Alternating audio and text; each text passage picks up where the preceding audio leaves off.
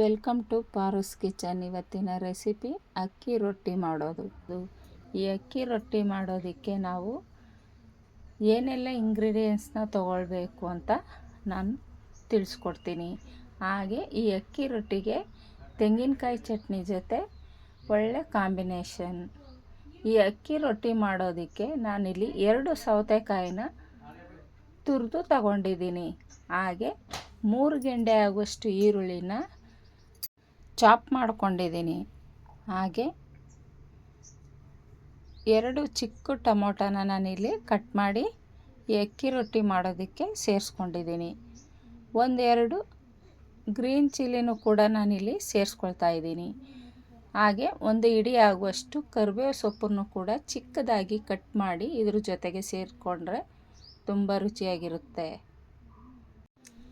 1 bowl ಆಗುವಷ್ಟು ಅಕ್ಕಿ ಹಿಟ್ಟನ್ನ ಸೇರಿಸ್ಕೊಂಡು ನಾನಿಲ್ಲಿ ಕಲಿಸ್ಕೊಳ್ತಾ ಇದ್ದೀನಿ. ಕೆಳಗಡೆ ಹಿಟ್ಟೇನು ಉಳಿಬಾರ್ದು, ಆ ರೀತಿಲಿ ನಾವು ನೀಟಾಗಿ ಕಲಿಸ್ಕೊಳ್ಳೋಣ. ಸ್ವಲ್ಪ ಕೊತ್ತಂಬರಿ ಸೊಪ್ಪು ಮತ್ತು 1 ಕ್ಯಾರೆಟ್ನ ತುರಿದು ನಾನಿಲ್ಲಿ ಸೇರಿಸ್ಕೊಂಡು ಚೆನ್ನಾಗಿ ಇದನ್ನು ಮಿಕ್ಸ್ ಕೊಟ್ಕೊಳ್ತಾ ಇದ್ದೀನಿ.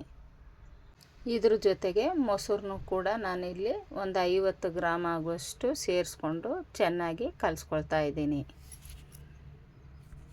ರುಚಿಗೆ ತಕ್ಕಷ್ಟು ಉಪ್ಪನ್ನು ಕೂಡ ನಾವಿಲ್ಲಿ ಸೇರಿಸ್ಕೊಂಡು ಕಲಿಸ್ಕೊಳ್ಳೋಣ. ಮೊಸರು ಹಾಕಿರೋದ್ರಿಂದ ಸ್ವಲ್ಪ ತೆಳು ಆಗ್ಬೋದು. ನಿಮಗೆ ಇನ್ನು ಸ್ವಲ್ಪ ಅಕ್ಕಿ ಹಿಟ್ಟು ಬೇಕು ಅಂದರೆ ಸೇರಿಸ್ಕೊಳ್ಳಿ, ಇಲ್ಲ ಅದೇ ಸರಿ ಬಂತು ಅಂದರೆ ನೀವು ಹಾಗೇ ಮಾಡ್ಬೋದು. ಒಟ್ಟಿನಲ್ಲಿ ಇಟ್ಟು ಕೈಗೆ ಅಂಟಬಾರ್ದು, ಆ ರೀತಿಲಿ ನಾವು ಕಲಿಸ್ಕೊಳ್ಳೋಣ. ಈ ಅಕ್ಕಿ ಹಿಟ್ಟನ್ನು ಒಂದು ಅರ್ಧ ಗಂಟೆ ನೆನೆಯೋದಕ್ಕೆ ಮುಚ್ಚಿ ಇಟ್ಬಿಡೋಣ. ನೆಂದಾದ್ಮೇಲೆ ಅದು ತುಂಬ ಸಾಫ್ಟಾಗಿ ಸ್ಮೂತಾಗಿ ನಮಗೆ ಉಂಡೆ ಕಟ್ಟೋದಕ್ಕೆ ಬರುತ್ತೆ. ಆಗ ನೀವು ನೋಡ್ಬೋದು, ತುಂಬ ನೆಂದಿರೋದ್ರಿಂದ ಚೆನ್ನಾಗಿ ಉಂಡೆ ಕಟ್ಕೊಳ್ಬೋದು. ಕೈಗೂ ಕೂಡ ಇದು ಅಂಟ್ತಾ ಇಲ್ಲ. ಈ ರೀತಿಲಿ ನಾವು ಉಂಡೆ ಕಟ್ಕೊಂಡು, ನಿಮ್ಮ ಮನೇಲಿ ಬಟರ್ ಪೇಪರ್ ಇತ್ತು ಅಂದರೆ ಆ ಬಟರ್ ಪೇಪರ್ ಮೇಲೆ ನೀವು ತಟ್ಬೋದು. ಇಲ್ಲಾಂದರೆ ಎಣ್ಣೆ ಕವರ್ನ ಕಟ್ ಮಾಡಿಕೊಂಡು ಅದ್ರ ಮೇಲೆ ಈ ರೊಟ್ಟಿನ ತಟ್ಟಿದ್ರೆ ತುಂಬ ಚೆನ್ನಾಗಿ ನೀಟಾಗಿ ಬರುತ್ತೆ. ನೀವು ಕೂಡ ಒಂದು ಸಾರಿ ಟ್ರೈ ಮಾಡಿ ನೋಡಿ.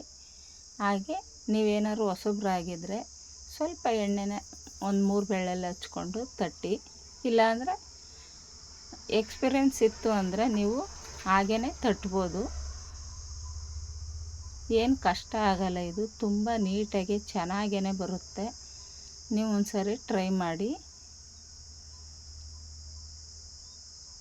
ನೀವು ನೋಡ್ಬೋದು ಇಲ್ಲಿ ಯಾವ ರೀತಿ ನಾನು ತಟ್ತಾ ಇದ್ದೀನಿ ಅಂತ. ಇದು ಸ್ವಲ್ಪನೂ ಕೂಡ ಈ ಕವರ್ಗೆ ಅಂಟೋದಿಲ್ಲ. ನಾವು ಬಿಸಿ ತವದ ಮೇಲೆ ಹಾಕಿದ್ವಿ ಅಂದರೆ ತುಂಬ ನೀಟಾಗೇ ಇದು ಏಳುತ್ತೆ. ಈಗ ಕಲ್ಲಿಗೆ ಸ್ವಲ್ಪ ಎಣ್ಣೆನ ಸವರ್ಕೊಂಡು ನಾವು ಈ ರೊಟ್ಟಿನ ಹಾಕಬೇಕಾಗುತ್ತೆ.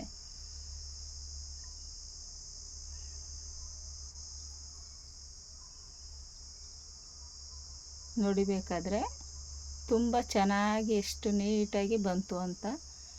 ನಿಮಗೆ ಯಾವ ಶೇಪಲ್ಲಿ ಬೇಕೋ ಆ ಶೇಪಲ್ಲಿ ರೌಂಡಾಗಿ ಮಾಡ್ಕೊಳ್ಳಿ.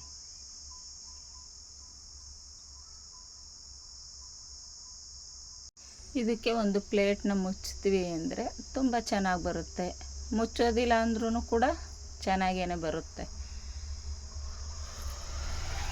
ಈಗ ಒಂದು ರೊಟ್ಟಿ ರೆಡಿ ಆಯಿತು, ನೋಡ್ಬೋದು ನೀವು. ಹಾಗೆ ಮತ್ತೊಂದು ರೊಟ್ಟಿನ ನಾನಿಲ್ಲಿ ಹಾಕೋದನ್ನ ತೋರಿಸ್ತೇನೆ.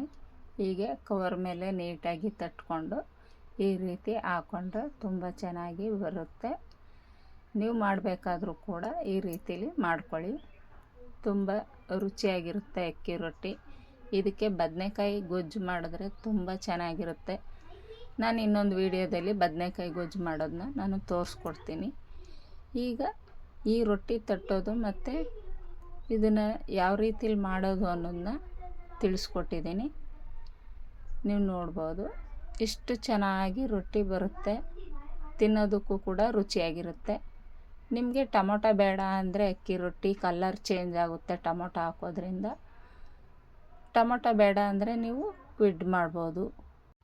ಈಗ ಒಂದು ಪ್ಲೇಟ್ ಮೇಲೆ ಬಾಳೆ ಎಲೆನ ಹಾಕಿ ಒಂದು ಐತ್ಲೆ ಒಂದು ಅಕ್ಕಿ ರೊಟ್ಟಿನ ಹಾಕಿ